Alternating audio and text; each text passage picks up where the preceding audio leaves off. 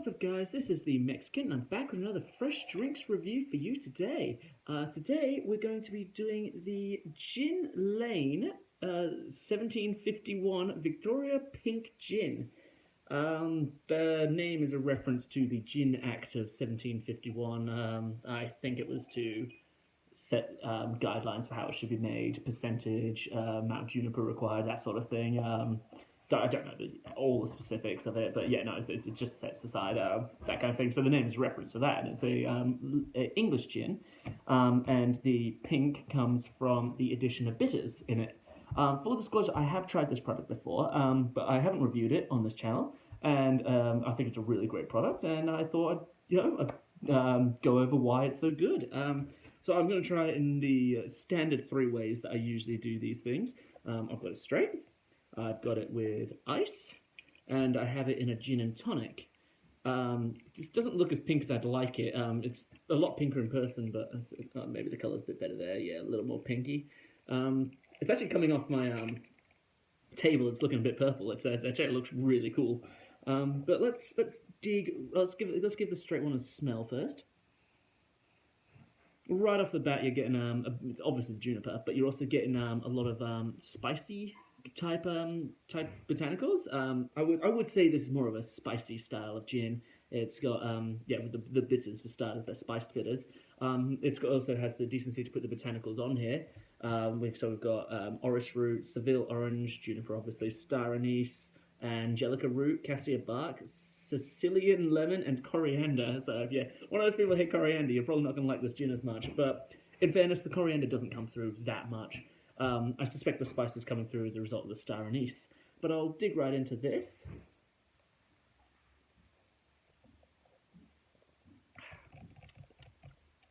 You know what I lied? The coriander does come through a bit. It was a good 2.5 years ago I tried this. As you can see, real silky smooth gin. I put a 30ml shot in there, the small half of a double jigger, if you're familiar with them. And yeah, I just swallowed it, I didn't even wince. It's a really smooth gin. Obviously, you get a little bit of alcohol burn, but it's not major. It's not major at all. Really nicely balanced. It doesn't lean too much in any one direction. I would say it does lean a bit more towards the spicy side. I'm getting, it's obviously not pepper, but I'm feeling like I'm getting a bit of pepper. So yeah, I'd say it's a little bit more spicy, but yeah, there's like a little tang of orange in there. But don't buy this gin because you want the orange flavour. You want it because you want a smooth, little bit spicy gin. We're going to try it with ice. I try it these ways just to see which is the best way to try it.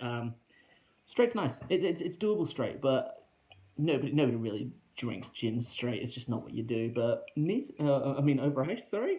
On the rocks, that's what it's called. On the rocks. I've done it now.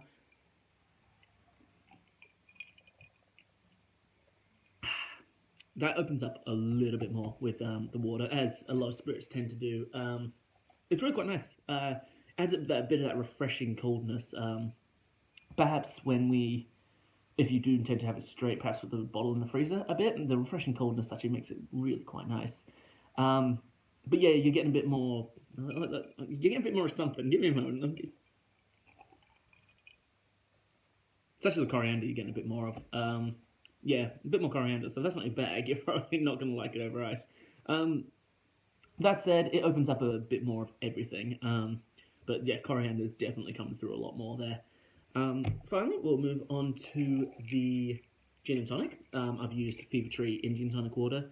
Don't know if that's the ideal choice, to be honest. I suspect it might be, though. I suspect it might be. The flavours are strong enough in this that it will not be covered up by the tonic water, so I think this should be okay.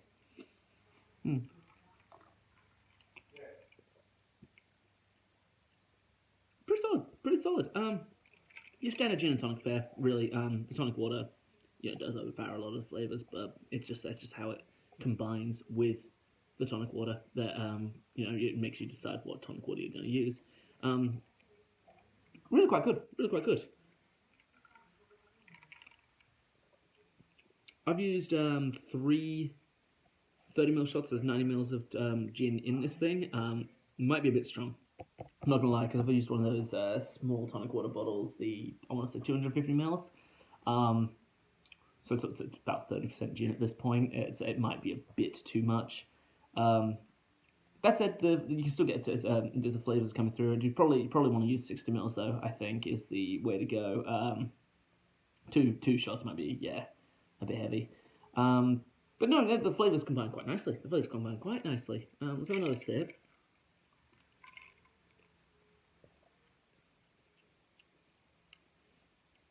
I can't decide what's coming through the most there. I think it's mostly just the tonic water, to be honest. I'm having a look. Yeah, no, you just get just a good blend, just really quite a good blend. But there you go. I've tried it all three ways. I do recommend it with tonic the most. But if you do want it to neat or on the rocks, probably go neat, but chill the bottle first. That'd be the way I'd go. I do remember liking this gin a bit more before, though. I don't.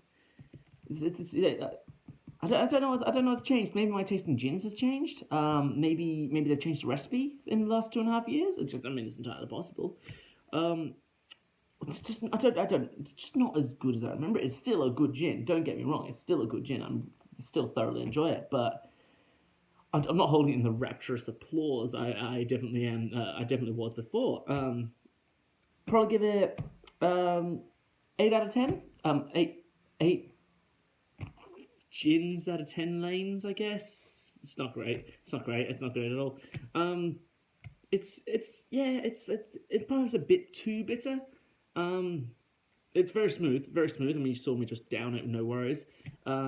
If you don't like coriander, you're going to hate it, and I know that's a very common thing for people not to like, so there's a very real chance that, people are going to be turned off by that, so that's going to knock off a point right there.